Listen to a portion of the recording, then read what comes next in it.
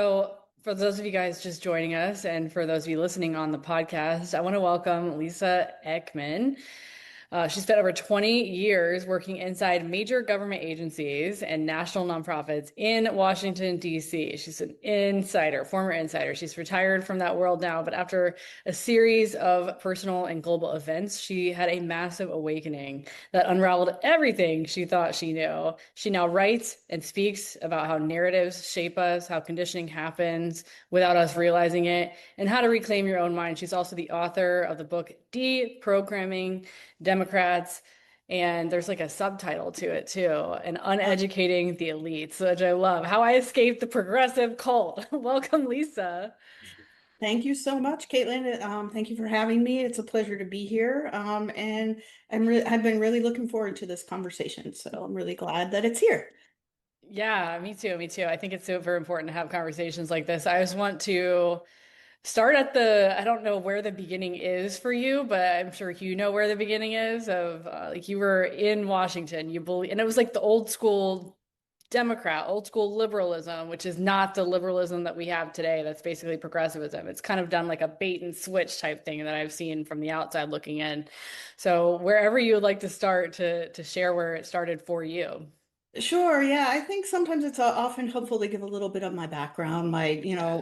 My parents were, were what I call old school or classical liberals, JFK liberals, which rings a Yeah. bell to some people, which means they believed in liberty and freedom and our Constitution. And they thought that government could have a role in making our lives better, that government could um, be a positive mechanism for achieving some of the goals that they had. And those goals were uh, equality, which in the book and in my life now, I draw a big distinction between equality and equity, and we can talk about that later on if we want to. But they believed in equality. I would say they were what a lot of people refer to as first wave feminists now. They did not believe that men and women were the same. They did not believe that men were inherently bad and women were inherently good or anything like that. What they believed in is that we should be given equal chances, opportunities, and that women should be able to make the choices in their own lives that they wanted to without denigrating a choice that someone makes if it's different than the one that you choose. And so they raised me to believe those things. They raised me to really understand, and I think this was much more common back then than it is these days, the unique position that the United States really played in the history of civilizations. The fact that our founders enshrined some natural born rights that they believed we had into a constitution that protected our ability to think and speak for ourselves. And I will say that they were not Second Amendment fans per se, but that all of the rest, and it wasn't like they wanted everyone's guns taken away, but they believed in, some of the like common sense gun control and things like that. It was also the case though back then when I was growing up, there weren't these, mass shootings that we see all the time in the same way. And so it was a little bit of a different environment, but they raised me to be free speech absolutist. And I continue that to this day. And that is a part of what woke me up, and we can talk about, that as we get to that point in the story. But one of the other things my parents really instilled in me was the value of education, the belief that when people had more knowledge, they could be better citizens and better neighbors to their other fellow humans. And so that got instilled in me, which led me to spend a lot of my adult life in school. I have a bachelor's in communications and rhetoric, and I have a master's in social work, and I have a law degree. And so that's about 9 years of yeah, 9 years of post high school schooling. And I think we can get into that a lot more, but education is one of the primary tools of indoctrination and brainwashing in our country.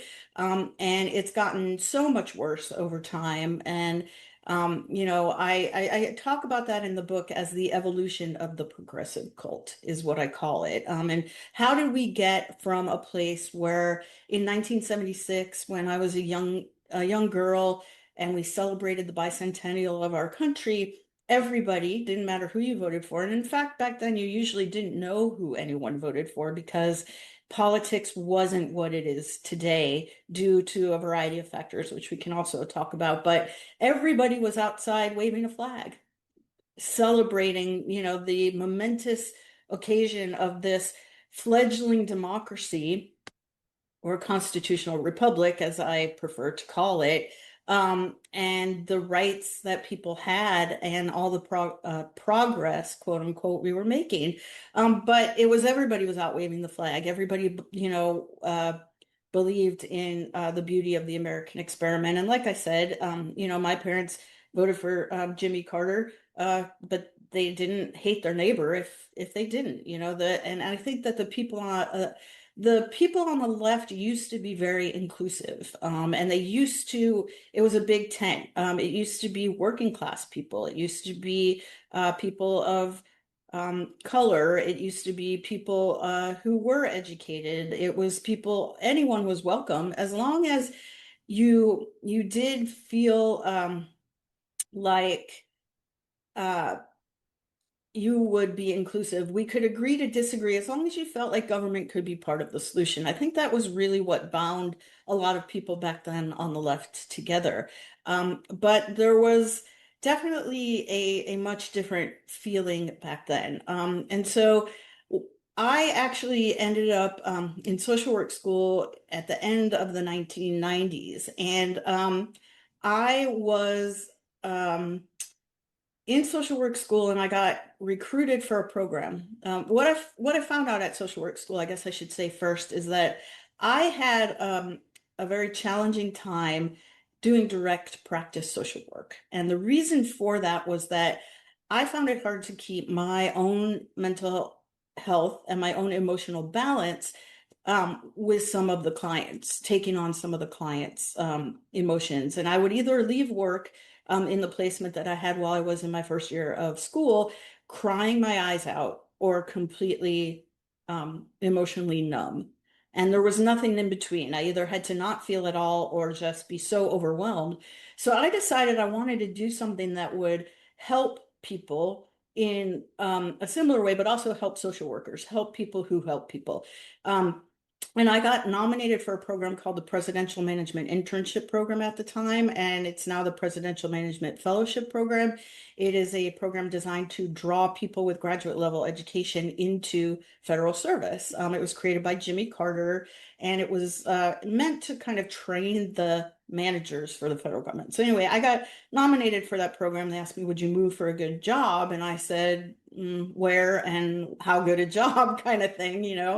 And it was to Washington, D.C. And it was a really weird thing for me because I really was like, I didn't like the government at that point. I was very suspicious. That's another thing.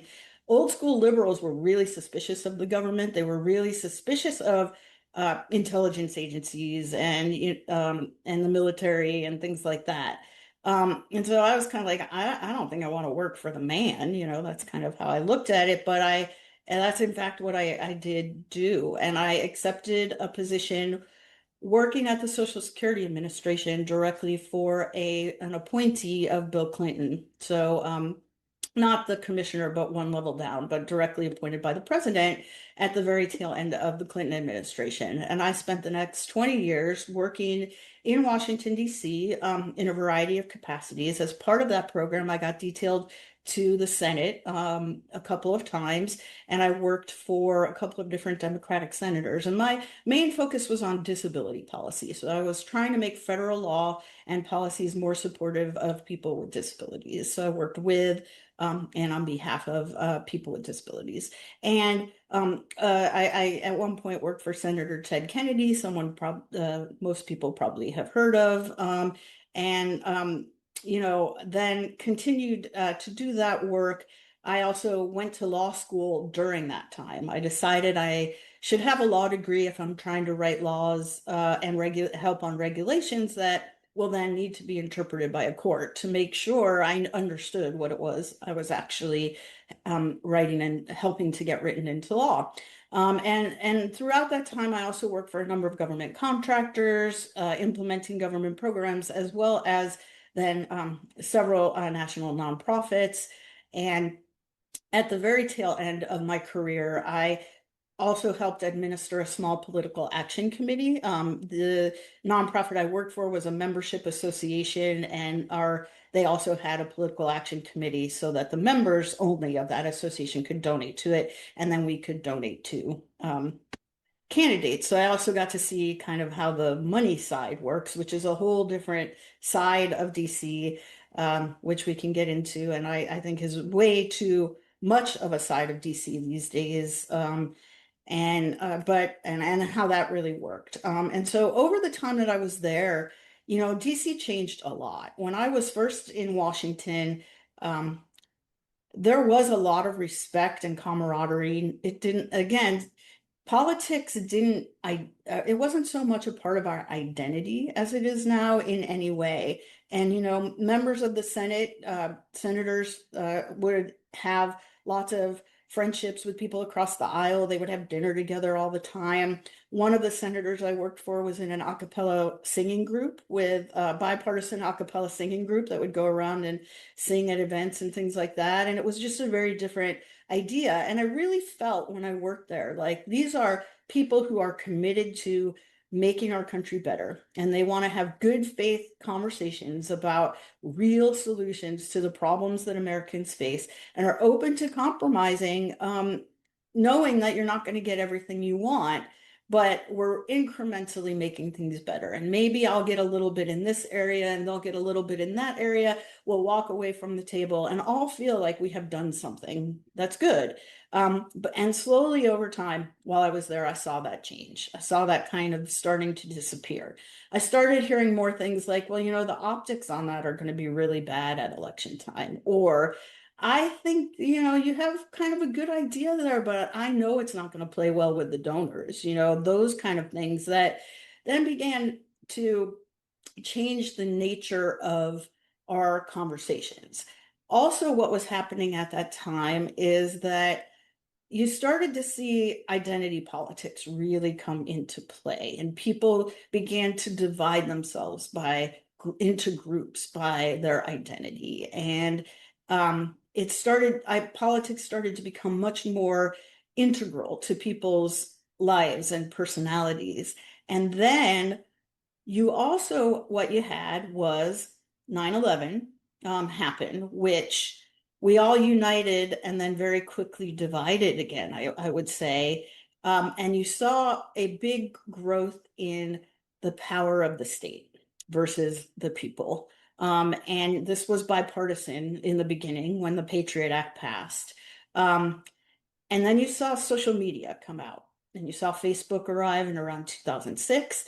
And people started to put all of these things out publicly that they didn't used to, like used to be, if you were, if you happened to go to church, you didn't necessarily know who your neighbor voted for, but you knew they brought the best salad, pasta salad to the church picnic. And so you were friends with them, and you could talk about, well, how are things, down at your business or whatever. And it wasn't about politics.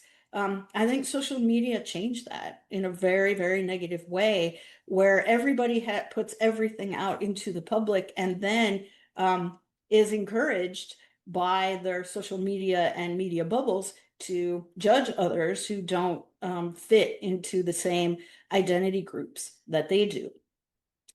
The other thing that happened along the way is, starting in about the 1980s, is we started to get political correctness. That's a And big one. yeah, and that I think was the way in which they started to chip away at some of the basic values that we had as a country. Um, you know, it used to be at the very beginning, when something was not politically correct, the worst that would happen is someone would say, "Hey, that's not nice. You shouldn't say that," right? And and we used to be able to have a sense of humor and joke around about things, and your intent when you said something used to matter, like, and um and that's so slowly started to get chipped away at, to where we got to the point that now once social media came around, we got into what we call cancel culture now, right? So you say something, and then everybody, and even if you might have said it 10 years ago when the standards were different, we may still judge you on that based on today's standards about what's okay to do and what's not. And really, at the base of that is starting to try to control the language that we use, so then you can control the way that we think, and then you can control reality. And what also happens is that you start to chip away at the fact that there is any objective reality, right? So we have to look to someone else, in this case, the government, now to tell us what's real, what's not, and what's true.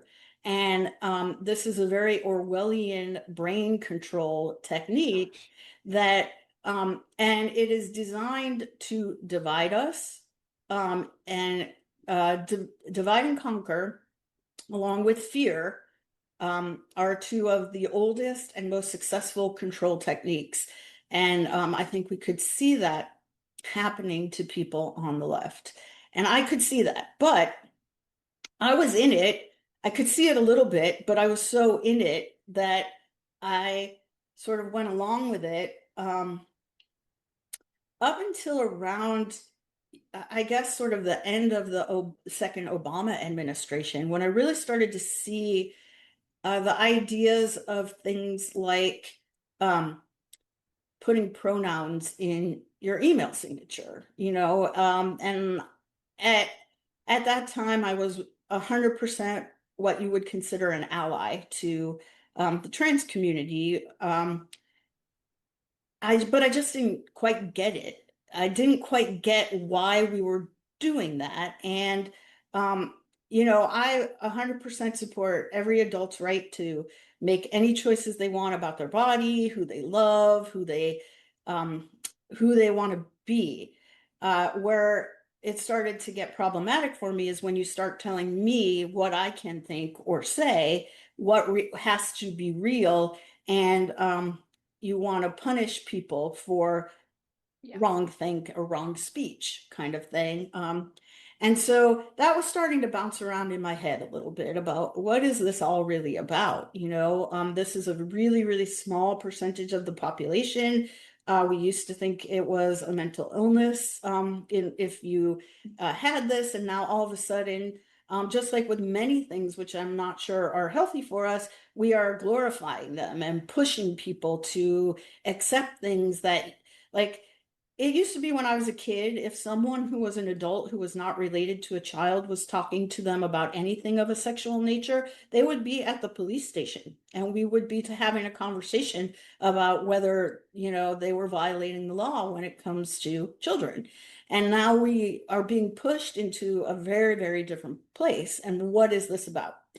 But because I was, hardcore, I was very in the Democratic Party. I was very tribal about this. Like when I went to Georgetown for law school, and I was the president of the Georgetown Law Democrats. I worked as a volunteer at the national headquarters for Obama's 2008 campaign. So I was just really in it, and I would have said things like you hear, like vote blue no matter who. And I would say things, like I remember having a conversation with my partner, who was my boyfriend at the time. And he asked me at one point, so do you think all Republicans are racist?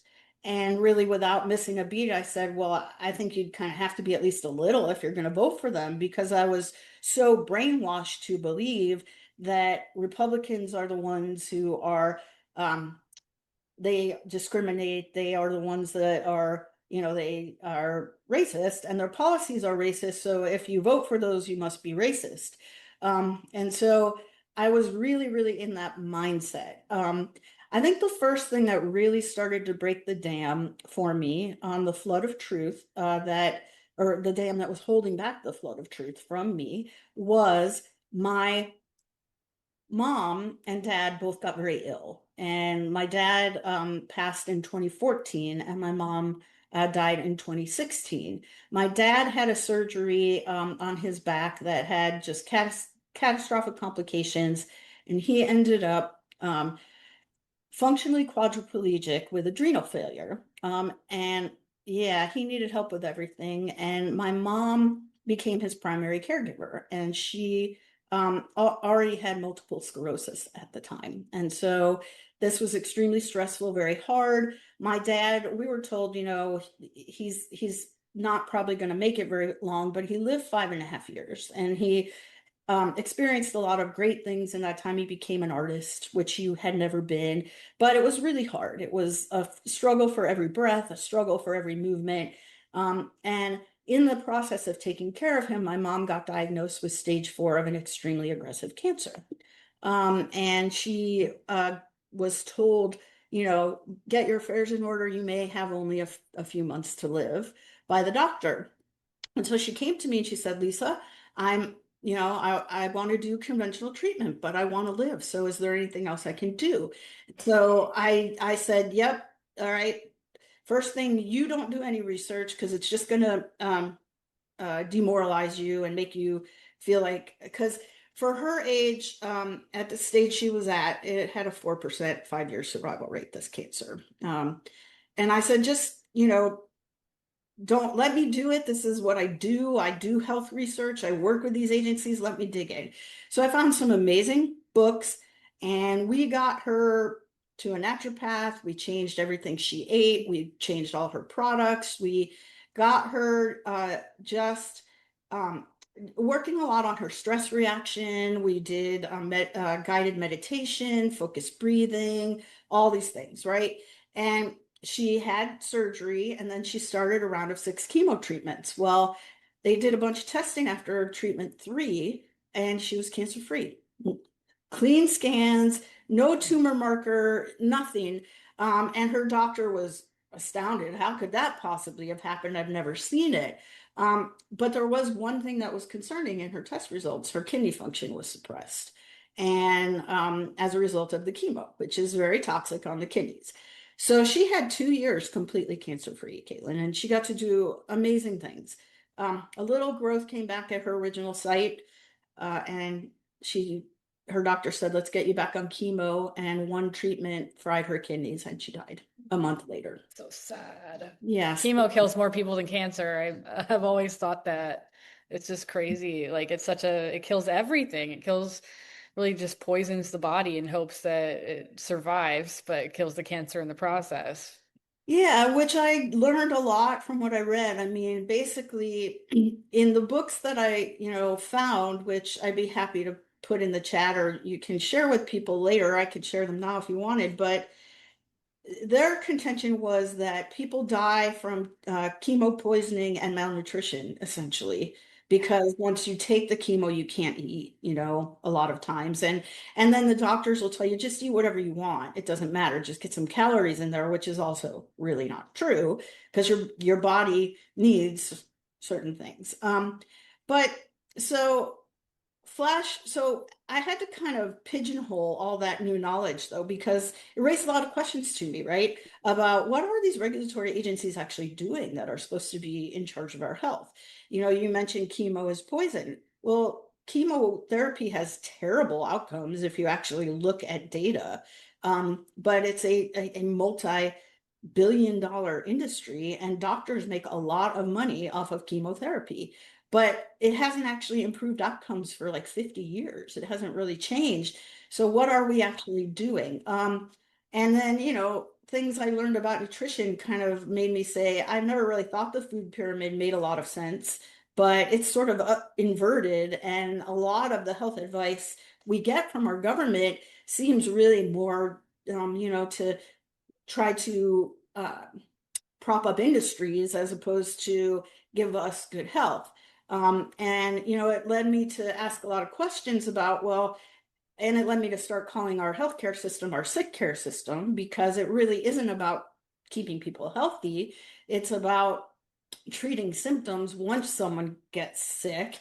And quite frankly, it's such a business at this point that healthy patients, healthy people aren't patients, and they don't feed the system. But I kind of had to pigeonhole that in the back of my mind because I went back to work and I was working with these same agencies and going to meetings with people at Health and Human Services and the NIH and the CDC and all of those other agencies that are in charge of that stuff. And in order to do that, I had to just kind of live with the cognitive dissonance that I now had around these topics. Flash forward to COVID. So, because of a lot of the other things that I had told you about in terms of how DC had changed, how the left had changed, I had actually scheduled my retirement from my job for March 31st of 2020. And if you can bring your brain back there, we were just coming out of 2 weeks to flatten the curve, as they told us back then. And so then I retired. Um, and I bought everything they were selling at the very beginning. I said, oh goodness, here's the big one. We have to do everything we're told so we can protect our neighbors. I don't want to kill anyone's grandma. I'll do what I'm told, right? So I bought masks. I didn't really use them very much, I will say, as it turns out, but I bought them and I was really, really afraid. And, I think COVID and the beginning of COVID is a perfect example of I mentioned education as one of the indoctrination tools, but censorship and propaganda are the other main one that I highlight in the book. And if you think back to then, everywhere you went, whether it was broadcast, television, streaming, every news outlet had a counter on it. And the counter just kept going up and up and up. You couldn't go anywhere. So you were forced to be on screens almost all the time, getting fed a constant stream of fear, constant stream of, we don't know, um, and so I was buying it hook, line, and sinker. But Jamie, who I mentioned a little bit earlier, my partner, he wasn't. And he was asking questions. And as you might imagine, we were having some heated discussions, verbally Yeah. sparring, as I think went on in in any what I would call mixed COVID household. And I think there were a lot of those where you had some people on either side of the question. Um, but at the same time, a lot of the things they were doing from a health perspective made no sense to me.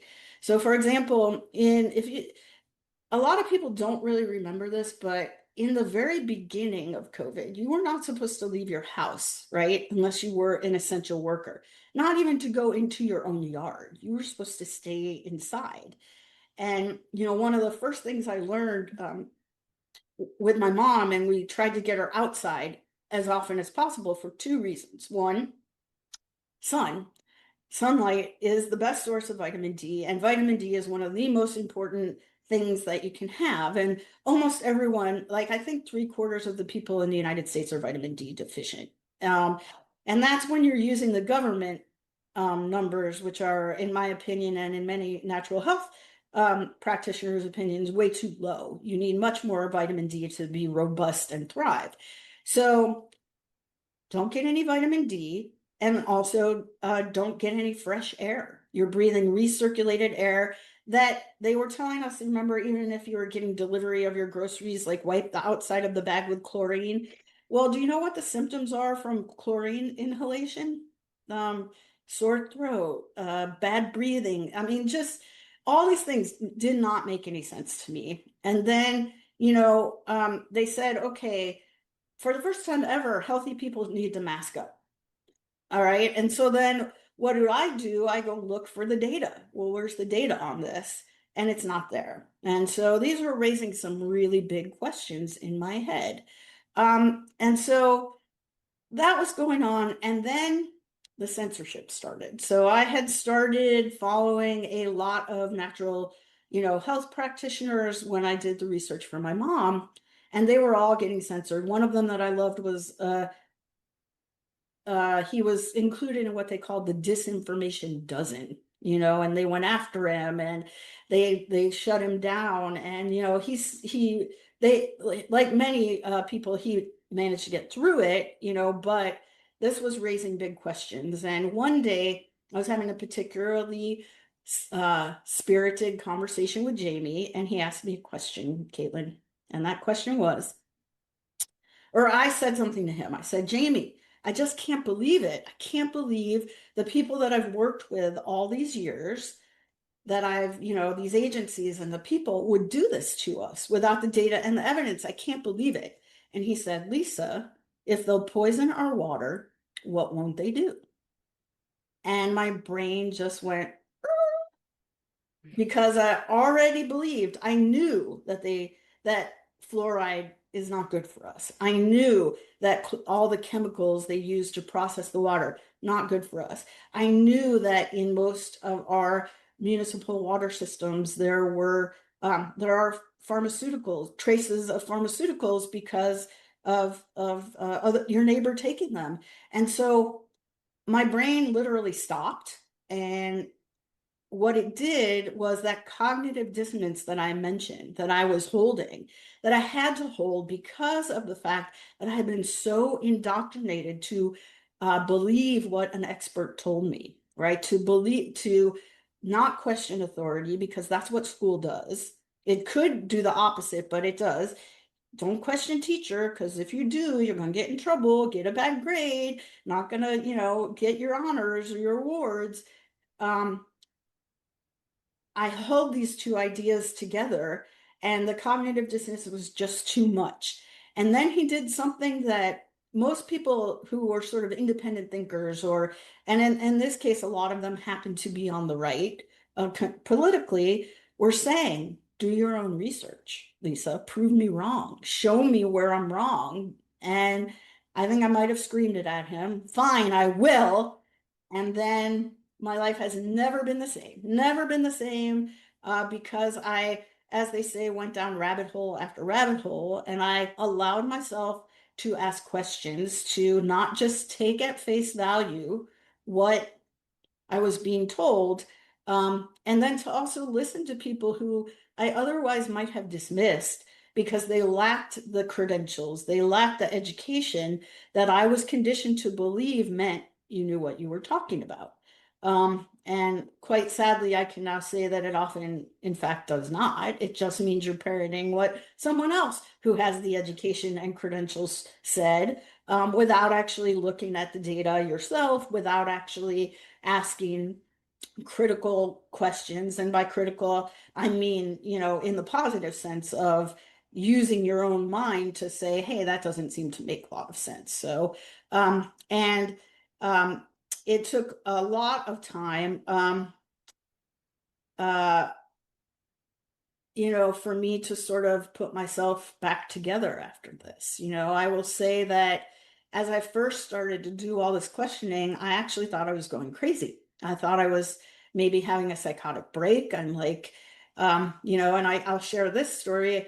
I remember the first time after I woke up that Jamie we decided to listen to Tucker Carlson. And you can say what you want about him, but at this particular time when I saw him, I was like, oh my God, Tucker Carlson is actually making some sense here. Like this, and he was demonized among the people that I hung around, and I used to hate his laugh. I was like, oh, what a cocky, It is I, quite obnoxious, but it's also funny. He's very authentic. I appreciate that about him. and I do too. And I'm not saying he's right about everything, and Right. I'm not saying I agree with him about everything. But the point of raising that is that it was the part of what was leading me to think like, am I actually crazy? Like how can all these people that I've literally almost demonized over the past, at least 10 years, if not 20. Although, like I said, it was way, way, way different in the early 2000s than after, say, 2010. And how can I possibly be thinking this? How can this possibly be true?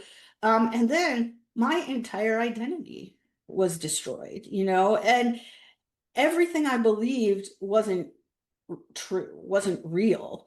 And I had to sort of rebuild all of that. All of my confidence came from my identity as this democratic, career woman, lawyer who, and all of that is ripped out from under me. And it's not that I don't think educated people can know things, but the very value that I placed in that was destroyed. And as I said, I spent 9 years um, in higher education after I left high school. And so and beyond just, your average person who is a Democrat, I was out there, going around spouting, saying things that I look back at, and I can't say I still believe most of them. So there was a lot to do to sort of rebuild my self-esteem, rebuild my confidence, and then I got really, really angry. I got really mad. I can't sit here and tell you exactly who it is I think exactly did this to us. Um, I just know someone did, and that makes me really angry. And um, I got mad, and I decided that I was never gonna be afraid again, which is I think, big key to liberating your mind. This world can be very scary in some ways, because without something bigger than ourselves, without something we can have faith in, without something we can believe in. And I didn't have that before I woke up, in the creator or in any spiritual connection at all. So if you don't have it there, often you will put it in the government. And that's what I think happens a lot of times for people. Um, but then if that entity that you have your faith in tells you to be afraid, then you are. So when the government uses fear to try to get you to behave in a certain way, to vote for a certain person, to accept a certain policy, then you do. And once you are in a state of perpetual fear, your cognitive ability ceases. You do not think critically, you don't question things. Your reptilian survival brain and your brainstem takes over, and there's only one thing it cares about, and that's survival. And if the government tells you this is what you have to do to survive, and you trust in that government, that's what you're going to do. And so I got to the point where I said, I am not going to be afraid anymore.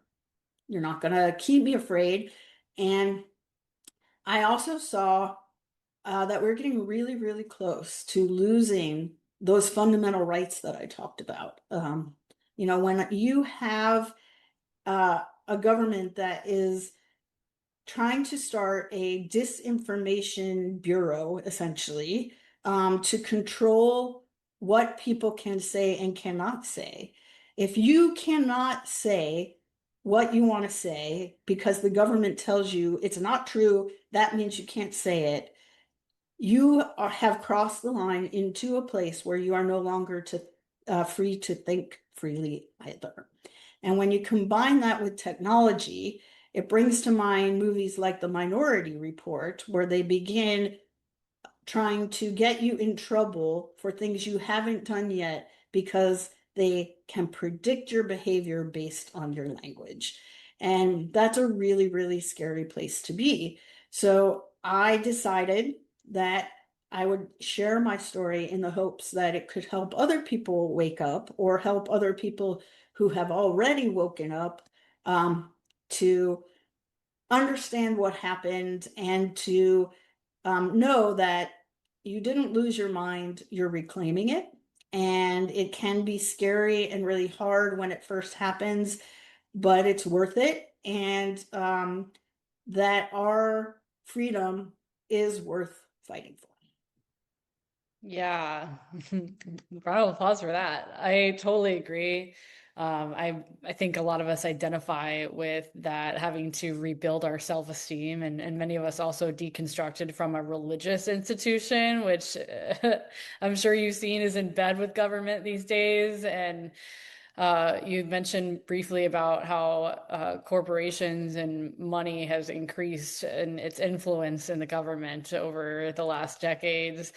It's just gotten progressively worse, to the point where it's become quite obvious to more and more people, hopefully we reach critical mass at some point and the majority starts to notice it, but that the government is serving corporations and they're not actually representing us because there's so many lobbyists and so much money going, PACs, specifically APAC is a huge example that comes to mind where whoever has the most money and can influence the most politicians, those are whose so-called needs get met. And we see a lot more of the censorship coming through these days in so many other areas, not just from the like the trans movement, but also anti-Semitism is a big one that comes to mind. You can't say that because it's going to cause this, and there's just so much of that. And we've really lost the plot. I think the government has lost the plot, and that it's supposed to serve the people, and we don't work for the government, and that's really, especially when you look at the incredible amounts of taxes people are paying for what, for what? And there's a lot. We're very sovereignty minded in Conscious Rebels Network, and we very much question the veracity of like the bureaus, the agencies, the non-federal agency, the IRS. That's just a cartel. We question that, and so I'm wondering if you have anything to speak to about like insider wise about more of the money related aspects of government that you were able to experience.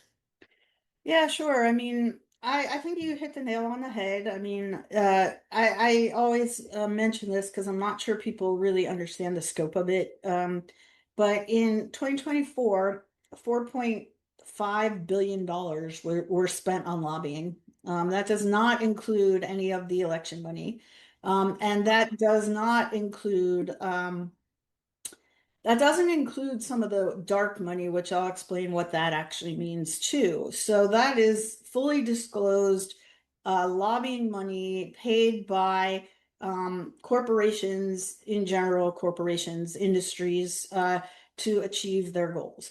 So if you think an average voter, especially in, say, the Senate, the House too, but the average voter has any ability to compete with that money, that would be really hard for that to actually happen. And that is 1 billion more since 2015. So it increased by a very large amount in 10 years. And over $16 billion was spent in the federal elections. Kamala Harris spent over $1 billion in 45 days on her campaign. And so when you start thinking about these numbers, it is really not all that surprising that it isn't our interests that are at the forefront of people in Washington, D.C. Now, the health sector spent almost $735 million lobbying Congress in 2024. And so what you see has been a change, I think, in the ability of someone who does come to Congress, who really does want to do the right thing, to be able to do that. And I'll share an anecdote. So I mentioned that I helped administer a small political action committee. And when I say that, we had about $750,000 or so that year to spend for the elections. And so in that, at times when you support someone and then they win, that legislator will often have a thank you event. They'll maybe have a breakfast, which, by the way, here's how you lobby. Okay, so just in case people don't understand how this money changes hands and things. So you'll go to a lot of lunches or dinners. They're $1,000 a plate, minimum, and you can give up to whatever the limit is for that year. So let's say it's an election year, so then you can give $10,000 because $5,000 for a primary and then $5,000 for a general election. So you give $1,000, you get to go, very small group of people, have a meal, usually lunch, maybe dinner. Sometimes it's a cocktail reception with the legislator. So you get to have a conversation. They get to see your face. Often they might not remember your name outside of that dinner because there are so many lobbyists, but the chief of staff for that congressman or senator will remember your name, and you will have that chief of staff's cell phone number. And then you now have access, right? You cannot talk about what your um, legislative desires are at that event. It is just here, I'm giving you money and I'm supporting you in your reelection. And then call the chief of staff the next day and say, hey, can I come in and have a talk with you about what our legislative goals are? So you have that access. And there's no, quid pro quo. If I spend $1,000 and have dinner, does not mean that I get the legislation I want, but it means that I have that access. And it means when you have access, it's much more likely that you will be able to achieve your goals. On top of that, they often have like weekend ones where you can go to like a retreat, and sometimes there'll be multiple Congress people, and you pay $5,000 and you get to go stay at the retreat, have meals. There's sometimes like they have a wine weekend in Napa Valley, and you go tour wineries and spend the weekend with the congressman. And so that's how that works, so they get that money. Often it goes into a PAC, and there are all these different PACs, leadership PACs, all that kind of stuff. And then those PACs will um, often be organized around a specific constituency of Congress people. Like, I think was something called the Main Street PAC, and it was all sort of centrist type, mostly Republicans, but a few Democrats. And so you were supporting that, and the money could go to anyone in that who was a member of that PAC who needed it. And so after the election, if you've supported someone and they won, then they'll do little thank you events. And I can share without, I don't, since I left, I just will say I don't mention names other than who I might have worked for, and I just don't want to get into any of that, because what I'm about to tell you is from both sides of the aisle. It happens on both sides. I want to make that clear, and I don't know that it helps for anyone. Doesn't matter who it was. This is just the kind of thing that happens, right? So there was a newly elected congresswoman who invited me on behalf of our PAC to a breakfast. And she was 3 days sworn in. Okay. She had been sworn in 3 days ago. And so people were just eating and talking, and, people asked her, what's your, favorite part of your job so far? She's like, well, I've already been able to resolve a couple of issues for some constituents, and this was really rewarding. And I'm so happy about that. And then someone asked, well, then we have to ask, what's the worst part of your job so far? And she said, she looked around sheepishly, sort of, and said, call time. And someone looked at her and said, I'm kind of new to this. Can you explain what call time is? Well, and she said, well, my finance person is going to kill me. My fundraiser is going to kill me. But that is when she gets handed a sheet with donors' names and numbers, and she is required to sit there and call these people to ask for money. She has been in Congress 72 hours, and she is already running again. And if she's not only raising money for herself, she's also raising money for the leadership. She's also raising money for the party and these other PACs. And so this is the pressure. It's not quite the same in the Senate because you have a 6-year term. So you do get a few years, at least in the Senate, where it's not that same kind of pressure. But they're already running. I think I went to a fundraiser, or no, this was another thank you for someone in the House where he already, I think it was 2.5 weeks into his term, he already had an opponent for his next race. So he was already starting to have to build, his campaign, but he's supposed to be representing us, right? And then the other story I can share about these thank yous is I went to a thank you for a senator who was reelected, but it was a close race. And this was a huge celebration. There was a couple of hundred people in the room.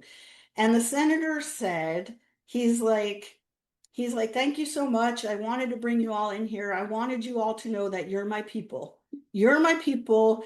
You need access. You've got it. I wouldn't be standing here without you. So you're my people. And then he pointed out his chief of staff and he said, he knows, just let him know. And I was standing there and my jaw was a little bit open. Like I will say, like it dropped because I said, wait a minute, aren't your voters your people? Aren't your Hmm. constituents your people? And I think quite honestly, if I hadn't of done the pack, I might not have been as ready to wake up. I think I was getting really disgusted, to be honest, by seeing this. And this was not the way it was when I first got to Washington. I think that a few things happened, but a primary one that happened was the Supreme Court decision in Citizens United.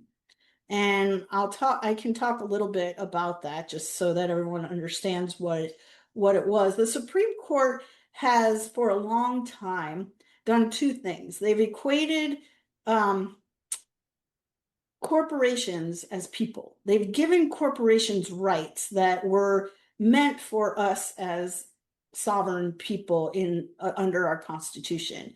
And the second thing that they have done is they have equated the ability to spend money to get a message out with free speech. So under the First Amendment, it is it's very hard to limit spending. Um, but there were limits on corporations and people through the federal election laws. That got challenged. And what the Supreme Court said in Citizens United essentially is that you cannot put any limit on the amount of money a corporation or a person can spend as long as they do not coordinate with the candidate, right? So as long like General Motors could spend $1 million advertising to get someone elected as long, and I'm not trying to pick on GM. I like, American companies. I'm all for more American companies, but so any company could spend as much as they want as a pack, as long as they do not coordinate in any way with the candidate. So you've seen an explosion of these gigantic packs, and while the pack does have some requirements for transparency, uh, they how do I say this? There are several billion dollars of dark money, meaning that we know this pack spent it, but an LLC may have donated to that pack, and we have no idea where that LLC got that money. Mm. So we can't trace it. It's billions of dollars. And that has all happened since 2010 when Citizens United was decided. So all of that puts together, I think, it's not surprising that we see the way that things are going. And it is hard sometimes not to get, I think, discouraged, right? About our ability to hold our this system accountable, especially when it seems like the system is behaving exactly the way the people who are in charge of it want it to. Um, and they continue to get more money and more power. For example, like maybe we need uh, a nationwide referendum on term limits. Maybe we need a nationwide referendum on um, the ability for members of Congress to buy and their families, and maybe we would keep to buy any stock based on insider information that they may get in a security briefing. Maybe we need, a lot of those kinds of reforms because it doesn't seem possible that they are going to institute those type of reforms on themselves. Um, Yeah. When I consider what power the people have, because ultimately the people are supposed to have the power and not the government and not the elites, I always come back to mass non-compliance, but it has to reach a level of awakening, like that critical mass, the 100 monkey effect, where enough monkeys learn how to wash their sweet potatoes that every monkey, regardless of where they are in the world, every monkey of that type or whatever learns how to wash their sweet potatoes. They just start doing it because that consciousness, the collective consciousness somehow upgrades when enough of the monkeys learn how to wash their potatoes. So if enough of us learn how to wash our potatoes, awaken to this, and we just decide to mass civil disobedience, like imagine if 80% of us, I don't know if it'll take that many, maybe it takes fewer, hopefully, that because it'll happen faster if it takes fewer. If 80% of us just ignored the government and just like stopped funding it, stopped just started saying no, because no is a complete sentence. We have every right to say no when what they're doing is wrong. And so I'm curious what you think about that. Is that where most of our power is in being the collective? Because it's like a little gang, right? They're just like a little gang, these elites, and they're just saying, if you don't do this, this is going to happen. They're ruling us with fear. And so if we just all raise our consciousness to a level where we're like, that fear isn't going to control me anymore because I know what you're doing and I'm calling you on it, and I know who actually has the power. It's like we're choosing to go along with whatever they say. Well, what if we didn't? What would happen then? I think that's exactly right. We have to stop fighting amongst each other. We have to stop letting the divide and conquer work. We have to stop believing that it really is left versus right instead of us, all of us, we the people versus them. And they do rely on fear, and they do make examples of people when it's only a few people speaking up and speaking out. And so I don't know that it's going to be take 80%. I really don't. I Hope don't. not. No, I don't think it is, but I do think, we're having more and more people awake. I think we're having more and more people who feel like I do that, I will I don't mind saying who I voted for because, a lot of people, but I voted for Donald Trump. I'm not very happy with a lot of the things he's doing, and I would openly state that, or has done or hasn't done, but because of the threat to free speech that I thought Kamala posed, and I do still believe Kamala Harris and the Democrats would maybe take us down the slippery slope faster. I'm also someone who believes that um, any hate speech laws or restrictions are unconstitutional, that no group is above criticism, because the very moment they try to make a group above criticism is the very moment that you should be questioning why they are doing that. So, so I'm not happy with that, and a lot of other things, but I would still vote the same way. I have become 100% clear in my own mind that we are not voting our way out of this. Right. We can't keep going to the ballot box. I'll tell you, I personally have absolutely no faith in the integrity of our elections. I'm in a Yeah. state that is really pretty good about most things. I live in Virginia. And in Virginia, we do get a paper ballot. We use a pen to fill out a little oval, and then they take that ballot, and we do have voter ID. So you do have to show and prove you are who you say you are.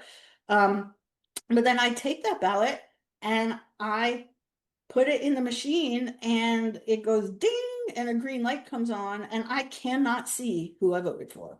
I cannot see who it counted. I cannot see if it counted. And I went, and we voted early in 24, my partner and I, and we went to the Board of Elections here. That's where they had early voting only. And I asked the question, and I said, is there any way I can verify that you're counting my vote correctly? And the woman looked at me like I was crazy. And she was like, no, we don't have any way to do that. And then again, I did that we had our off year elections, our governor's race.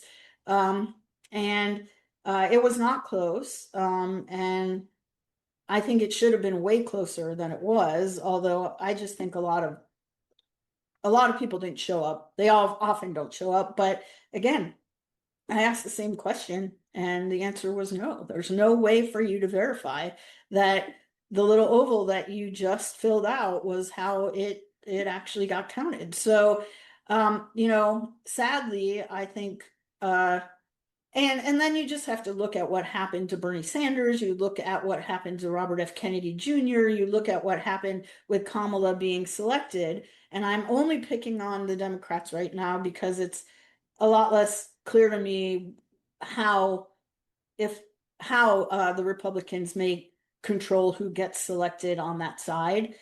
I'm sure that they do, but again, I came from the Democratic side, so I watched it much more closely. I paid closer attention.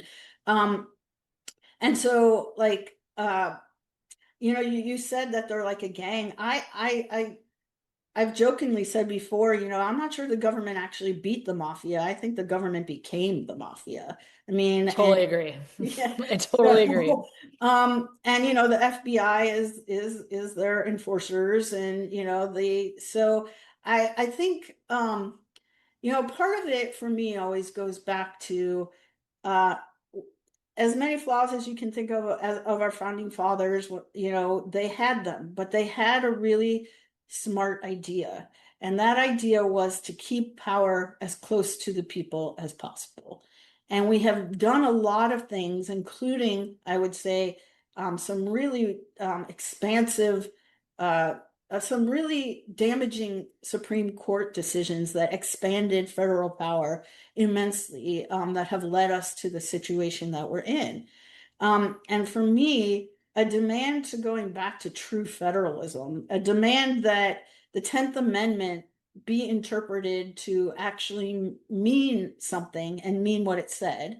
And in case a lot of us don't keep at the top of our mind what the 10th Amendment is. It says that if the Constitution doesn't specifically give a power to the federal government, then it belongs to the states and the people. And that clearly seems to be meaningless now because the federal government has the power to get into every aspect of our lives, every aspect. And to the point that if they continue down the road of eliminating cash, you cannot have a transaction with another person without the federal government knowing what it was and without the banks getting a cut, right? Because every electronic transaction pays someone else for your privilege of doing business with your fellow citizens. So I think one of the other things that people can do, is to think much more locally, to take as many of your transactions out of the government's purview as possible. I'll use an example from my own life. I live on a farm now. I left the city and I said, after COVID, I said, I want to grow my own food. I want to, be much less reliant on the government for my basic survival. And I decided I wanted to take a class at a local farm that teaches herbal medicine, and they call it herbalism from the ground up. So how to grow it, how to process it, how to use it, what it's good for. And they offered a barter trade. And so it was a very long class, expensive. So instead of paying them, I went and helped and worked on their farm. And I will say I learned as much, if maybe not more, working with them. The class was amazing. I'm not downplaying what I learned in the class, but in talking to other, friends I made from that class, I know way more about plant identification and growing plants from the work I did on the farm than I learned in the class. And so bartering, trading, um, buying things that were produced in your community, using cash, all of those things. Because, when you use your credit card or your Apple Pay at a local business, they pay 3% for the privilege of doing that. So I always try to use cash when I go to a small business. I don't really care if Lowe's or Home Depot, has to pay the 3%, but that adds up. I remember seeing a story for a guy who owned a restaurant, and he was saying he wasn't sure his restaurant was going to make it. He said that he had to use gross receipts of one whole week to cover his credit card fees for the month. So, and I think it's just, getting worse and worse going, down that road. And I think we're at a point where we really have to resist this digitalization of everything. Technology is amazing and horrible, in my opinion. Like, I'm so glad I can have this conversation with you, Caitlin. I'm really looking forward to answering questions from the rest of the folks who are watching. And I did sign up for the school group as well, so that I can continue these conversations. But the more we just allow everything to be done digitally, the less power we have over what happens. Every digital every app we use, every program. And, I call myself a recovering attorney, so you can blame me in part for this. But how many of us actually read what it is we're agreeing to when we download an app? And, so, one of the things I used to really believe helped keep us free in this country was our Fourth Amendment. Um, and as a reminder to people, because especially for much younger folks, I'm not sure they even know we had a Fourth Amendment, but it is supposed to keep us free from government interference in our person, our affairs, and our um, uh, possessions. And so the government is not supposed to be able to access information about you unless you were they have a warrant issued from a judge or a magistrate based on probable cause. And the Patriot Act and the Transportation Security Act that were passed after 9/11 effectively gutted the Fourth Amendment in this country. The Supreme Court had started to weaken it through the war on drugs. So they started to say things like, well, if a police officer thought they had a warrant, even if it was issued for the wrong address, we're going to give a good faith exception to the warrant requirement and things like that. Or extingent circumstances. Oh, he's going to destroy that evidence if I try to get a warrant. So sometimes they would still let them use the evidence. And the reason I point that out is it's all of these things that are being done are done incrementally and slowly, and they get us used to sort of, oh, well, that was a bad person that they did that to, so I should let them, violate that bad person's right because I didn't do that, so it will never affect me negatively, right? But then come 9/11, and as we found out through Edward Snowden, they started really violating our right to privacy. And then the Transportation Security Act, if everyone who is old enough to remember flying before 9/11, there was no security at the airport. You just walked in, your family could come to the gate with you, sit and wait, you could have a meal. And that completely ended. And now they literally search us without a warrant every time we go to the airport. Now, you could say flying is a privilege and not a right.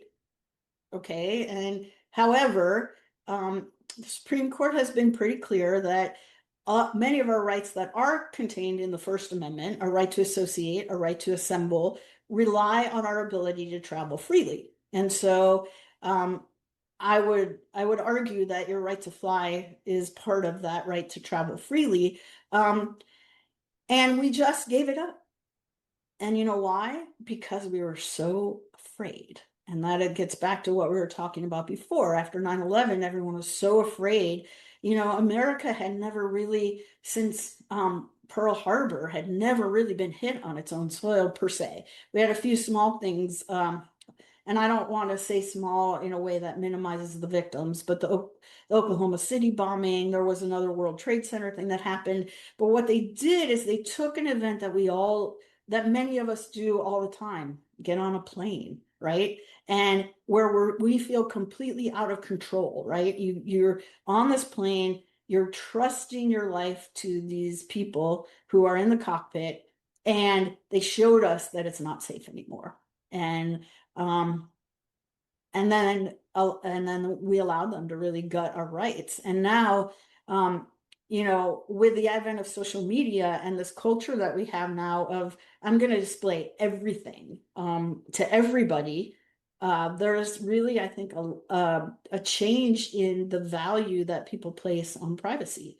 And I think a lot of young people don't even really have any sense of privacy. And why the argument that can be used to gut this right is that if you're not doing anything wrong, why do you care? Completely misses the point. The point is that if you're not doing anything wrong, uh, the government should have no reason to be messing around in your affairs.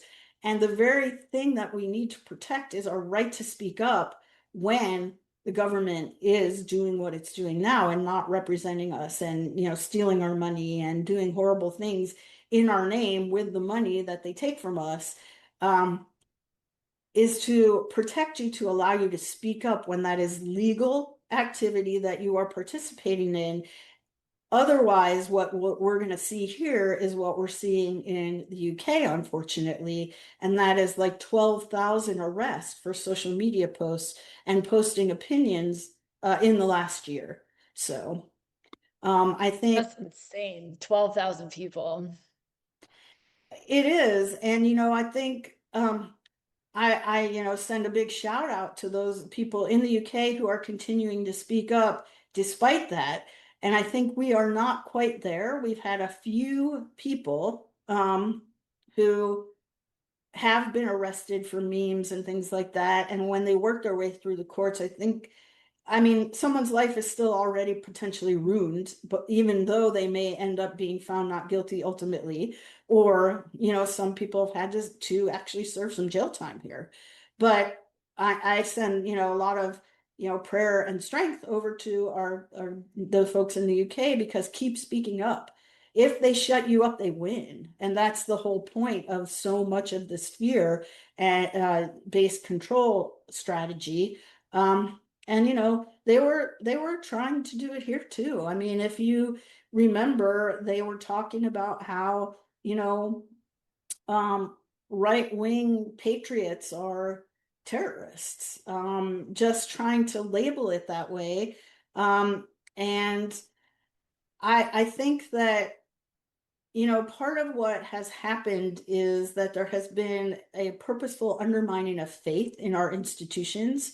And I have to say that the courts, um, what I have seen this year in the courts and the lower level courts, have really made me concerned about our courts as well.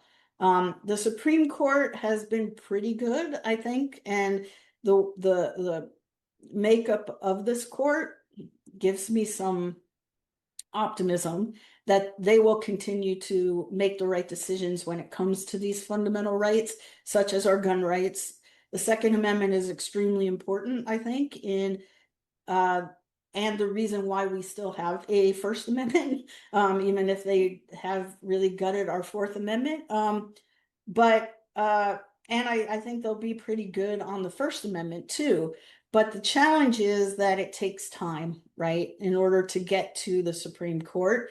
And a lot of the things I think that President Trump was trying to do to live up to a lot of the promises that he made, like with Doge, was completely stymied by lower court decisions that were ultimately all overturned by the Supreme Court.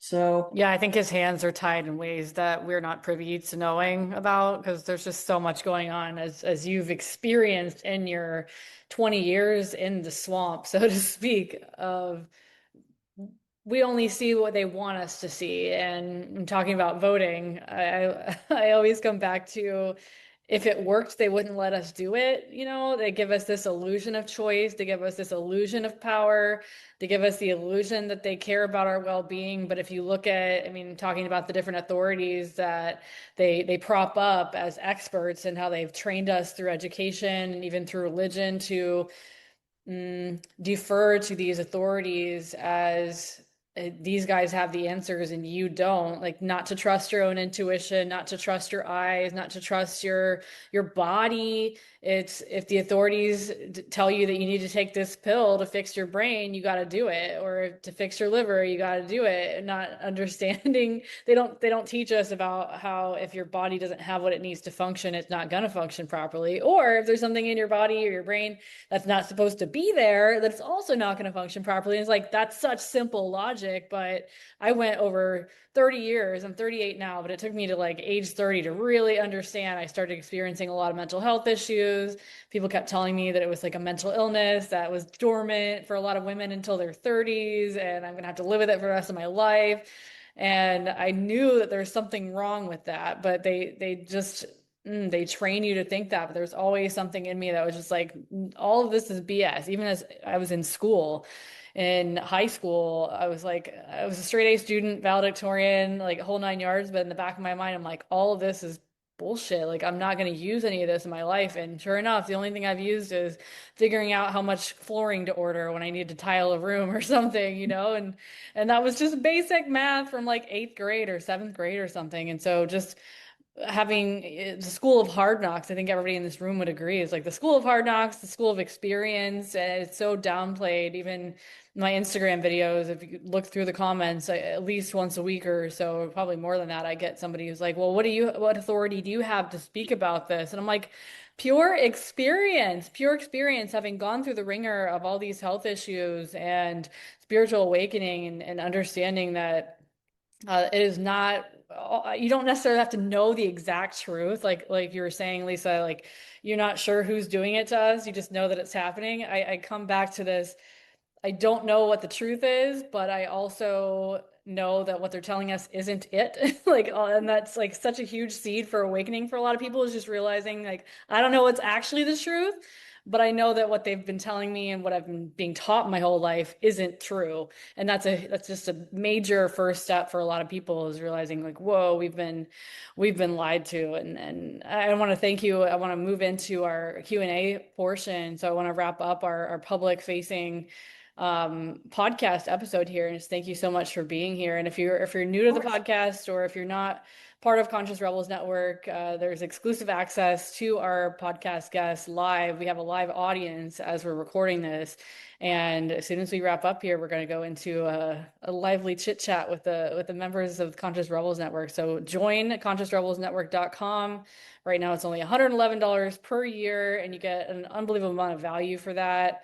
The best part, I think, being the community. I think members of this group would agree the community has just been so good, and we've only been open since September, so we're growing. And I'm just excited to have had Lisa on the show today. Thank you so much, Lisa. And with that, let's move in to a Q&A with the group.